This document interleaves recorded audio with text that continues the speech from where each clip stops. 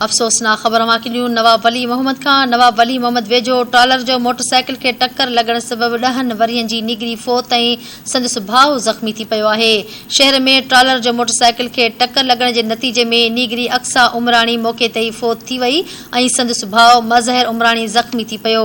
मक़ामी माण्हुनि फ़ौतीअ जो लाश ऐं ज़ख़्मी खे इस्पताल मुंतक़िल कयो। पुलिस मूजिबि ड्राइवर गिरफ़्तार करे ट्रॉलर तहलील में वठी छॾियो आहे। आख़िर अफ़सोसनाक ख़बर ॾेई रहिया आहियूं। नवाब वली मोहम्मद वेझो ट्रॉलर जो मोटरसाइकिल खे टक्कर लॻण जे नतीजे में 10 वरियनि जी निगरी फ़ौत थी वई आहे ऐं संदसि भाउ ज़ख़्मी थी पियो आहे।